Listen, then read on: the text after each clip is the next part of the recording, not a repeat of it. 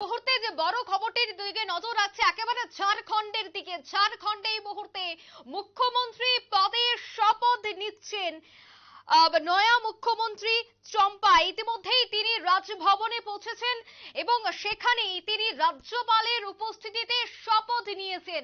আমরা গতকালকেই দেখেছি ঝাড়খণ্ডের প্রাক্তন মুখ্যমন্ত্রী বর্তমানে হেমন্ত সোরেন, ওনাকে গ্রেফতার করা হয়। গ্রেফতার করার পরেই মুখ্যমন্ত্রী পদে নাম উঠে এসেছিল চম্পায়ের এবং এই মুহূর্তে তিনি রাজভবনে গেছেন। রাজ্যপালকে সামনে রেখেই তিনি শপথ পাঠ করছেন। মন্ত্রিসভা এখনই কোন মন্ত্রিসভার শপথ গ্রহণ এখনই হচ্ছে না, এমনটাই সূত্র মারফত খবর। কিন্তু 10 দিনে মন্ত্রীদের নিয়ে এবং বিধায়কদের নিয়ে সংখ্যাগরিষ্ঠতায় আসতে হবে নয়া মুখ্যমন্ত্রীকে। প্রসঙ্গত আমরা গতকালকেই দেখতে পেয়েছিলাম যে ঝাড়খণ্ডের একাধিক বিধায়ক একাধিক মন্ত্রীকে একেবারে প্রাইভেট জেটে করে রাজ্য থেকে সরিয়ে আনার চেষ্টা করা হয়েছিল। কেননা আমরা দেখতে পাই বিভিন্ন রাজ্যে কিন্তু একেবারে মুখ্যমন্ত্রী থেকে শুরু করে যখন রদ বদলের একটা বিষয় চলে আসে তখন বিধায়কদের একেবারে ঘোড়া কেনা বেচার একটা ব্যাপার হয়ে দাঁড়ায়। সেই বিষয়টা যেন না হয় তার জন্যই গতকালকে এই প্রাইভেট জেটের ব্যবস্থা করা হয়েছিল। যদিও আবহাওয়ার কারণে গতকাল এই বিষয়টি হয়নি। আজ সকালে পুনরায় বিমানবন্দর সূত্রের খবর যে আবারও প্রাইভেট জেটে করে ঝাড়খণ্ডের যে বিধায়ক রয়েছে যে মন্ত্রী রয়েছে তাদেরকে সেখান থেকে সরিয়ে আনা হয়েছিল।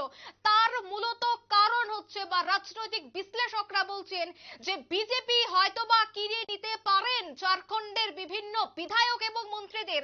সেই ভয়ে সেই মন্ত্রী এবং বিধায়কদের সরিয়ে আনার জন্য প্রাইভেট জেটের ব্যবস্থা করা হয়েছে আজ সকালে পুনরায়। এবং এই মুহূর্তে খবর উঠে আসছে রাজভবনে শপথ নিচ্ছেন নয়া মুখ্যমন্ত্রী চম্পাই। সেই বিষয় নিয়ে আমি বিস্তারিত জানবো। টেলিফোন লাইনে রয়েছে রাজনৈতিক বিশ্লেষক অশোক দাস। অশোক বাবু, প্রথমে আপনাকে নিউজ ভ্যানগার্ডের পর্দায় স্বাগত জানাচ্ছি।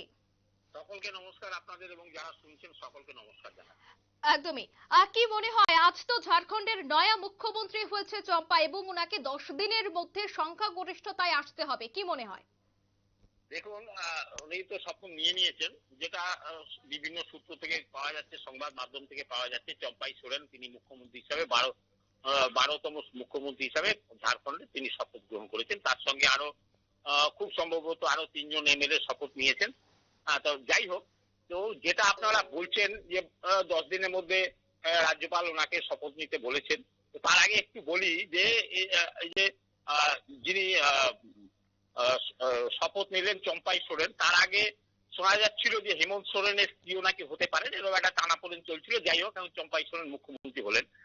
আর হেমন্ত সোরেন কিন্তু যে অবস্থায় জমিন ঘোটালায় জেলে গেছেন, ইডির আন্ডারে জেলে গেছেন, তো সেইটাও কিন্তু একটা জটিল অবস্থার দিকে যাচ্ছে। কারণ হচ্ছে উনি প্রথমে ঝাড়খণ্ড হাইকোর্টে আবেদন করেছিলেন যে ইডি আমাকে অন্যায়ভাবে বেআইনিভাবে আটক করেছে। তারপরে সেটাকে তাৎক্ষণিকভাবে সেটা তুলে নিয়ে উগ্র করে তিনি আবার সুপ্রিম কোর্টে গেছেন। সুপ্রিম কোর্টেও কিন্তু সেখান থেকে যে আমাদের ভারতবর্ষের যে ন্যায় পদ্ধতি এবং বিচারালয় এবং ন্যায়াধীশগণ তারা যে কত ন্যায় পরায়ণ সেটা প্রমাণ হয়েছে। যে সুপ্রিম কোর্ট বলেছে না, এই বিচারটা হাইকোর্টেই করতে হবে, হাইকোর্টের কাছে আপনারা যান। এইটা একটা সমর্থন, এটা মিডিয়ার মাধ্যমে আমরা জানতে পারলাম। তো এই জায়গায় ধন্যবাদ দেবো আমাদের বিচার ব্যবস্থা এবং যে ন্যায়াধীশরা আছেন, যেটা টাকা পয়সা আর বড় বড় উকিল লাগালেই যে সমস্ত কিছু ছাড় পাওয়া যায় সেটা নয়, এইটা একটা দিক। আর চম্পাই সোরেন সম্বন্ধে আপনি নিজেও বললেন যে এমএলএদের কেনা বেচার ব্যাপার আছে, সেটা তো আছেই। যেমন ধরুন বিভিন্ন রাজনৈতিক দল বিভিন্ন সময় তাদের সুযোগ নেয়, তো বিজেপি সেটা সুযোগ নেওয়ার চেষ্টা করবে। যেমন বিজেপির দিকে 32 জন এমএলএ আছে, ওনাদের দিকে 47 জন এমএলএ আছেন। তো 47 জনের একজন তো বাদী চলে যাচ্ছেন, আবার শোনা যাচ্ছে নাকি 4 জন এমএলএ কে খুঁজে পাওয়া যাচ্ছে না, আবার প্লেনে করে তাদের হায়দ্রাবাদ নিয়ে যাওয়া হচ্ছে। এই জটিলতার একটা সৃষ্টি হয়েছে। তো অপারেশন লোটাসের একটা বিষয় ছিল গতকাল থেকেই এবং সেটা আমরা বলতে পারি কার্যত ব্যর্থ। আজ যখন ঝাড়খণ্ডের মুখ্যমন্ত্রী পদে শপথ নিয়েছেন নয়া মুখ্যমন্ত্রী, সেই ক্ষেত্রে কি মনে হয় এই যে প্রাক্তন মুখ্যমন্ত্রী ওনার রাজনৈতিক ভবিষ্যৎটা কি হতে যাচ্ছে? হেমন্ত সোরেনের ভবিষ্যৎ সম্বন্ধে এখনই কিছু বলা যায় না, সেটা তো বিচারালয়ের কাছেই সেটা একটা একরকম ভাবে বন্দী হয়ে রইল। কারণ তিনি যে খুব সহজে ছাড়া পাবেন বলে মনে হয় না। কারণ সুপ্রিম কোর্ট যখন আবার সেই ঝাড়খণ্ড হাইকোর্টের কাছে কেসটা ফেরত পাঠালো, তাহলে দু একদিনের মধ্যে এই জায়গা থেকে ওনার নিষ্কৃতি পাওয়ার কোনো জায়গা নেই বলেই যারা আইনি বিশেষজ্ঞ দুইজনের সঙ্গে আমি একটু আগে কথা বলেছিলাম, তারা সেই কথাটাই বলছেন যে হেমন্ত সোরেনকে এইভাবে এখন এই জায়গা থেকে বেরিয়ে আসা, জমিন ঘোটালা থেকে এবং অন্যান্য যেসব ঘোটালা থেকে যে তার জড়িত থাকার যে ব্যাপার স্যাপার গুলো আছে, ইডি সেটাকে প্রুভ করার জন্য যান প্রাণ দিয়ে সেটা সে ইডি কাজ করবে। একদমই। অশোকবাবু, আরেকটা বিষয়, যখন আমরা দেখতে পাই একেবারে মুখ্যমন্ত্রীকে গ্রেফতার করে নিয়ে যাওয়া, মানে বলতে হচ্ছে যে ঝাড়খণ্ডকে একেবারে তাসের ঘরের মতো ভেঙে দেওয়ার চেষ্টা। সেক্ষেত্রে গতকালকে বা আজকের কথাই যদি আমি বলি, অপারেশন লোটাস একটা বড় বিষয় হয়ে দাঁড়াতে পারতো, বিশেষ করে বিজেপির জন্য একটা সুবর্ণ সুযোগ ছিল। তবে কি মনে হয় আপনি ঠিকই বলেছেন, অপারেশন লোটাস হোক আর যাই হোক, এইটা নীতিশ কুমার, দেখুন রাজনৈতিক প্রেক্ষাপট ক্ষণে ক্ষণে বদলে যায়। নীতিশ কুমার যে মুহূর্তে এনডিএ তে চলে গেলেন, সেই মুহূর্তে বিরোধী জোটের শক্তি কমে গেল। সেই সুযোগটা মোদী সরকার নিচ্ছে। সেই জায়গাটা থেকে হেমন্ত সোরেনের এই কেসটা আজকে না, বহুদিনের কেস, কিন্তু হেমন্ত সোরেনকে ডেকেছেন বা ডাকেননি, হেমন্ত সোরেন যাননি, সেটা নিয়ে কিন্তু কোনো অ্যাকশন নেওয়া হয়নি। কিন্তু অ্যাকশনটা নেওয়া হলো যখন নীতিশ কুমার তিনি যখন এনডিএ তে চলে গেলেন, যে আবার পুনরায় মুখ্যমন্ত্রী হলেন, সেই যে একটা জায়গা তৈরি হলো, বিজেপির একটা সুদিন আসলো, সেই জায়গা থেকে কিন্তু হেমন্ত সোরেনকে তারা আক্রমণ করলেন রাজনৈতিক ভাবে। নিশ্চয়ই এটা রাজনৈতিক আক্রমণ, আমি বলবো একজন নিরপেক্ষ ভাবে বলবো যে এতদিন কিন্তু করা হলো না। আবার এর থেকেও বলবো, হেমন্ত সোরেনের থেকে আরো জটিল জটিল অনেক দুর্নীতিগ্রস্ত লোকের, আমি বাংলার কথা বলছি, কিন্তু কেন বাংলার কথা বলছি, দেখুন আপনাদের চ্যানেলটা বাংলা মাধ্যমের আসাম, ত্রিপুরা এবং পশ্চিমবঙ্গের বহু মানুষের কাছে জনপ্রিয়।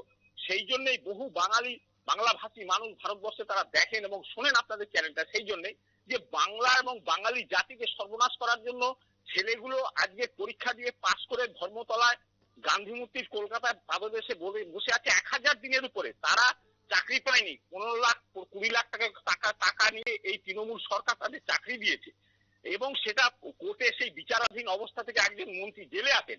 সেখানে কিন্তু এত তৎপরতা ইডি বা সিবিআই এর দেখা যাচ্ছে না, যে তৎপরতাটা দেখা যাচ্ছে এই ঝাড়খণ্ডের ক্ষেত্রে এবং ঝাড়খণ্ডের হেমন্ত সোরেনের ক্ষেত্রে। একদমই। ধন্যবাদ অশোক বাবু।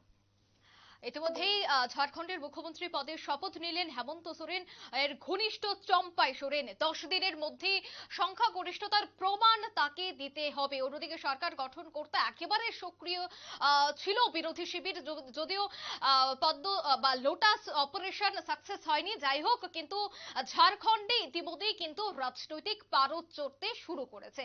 নিয়ে নিচ্ছে ছোট্ট একটি বিজ্ঞাপন বিরতি, সঙ্গে থাকুন।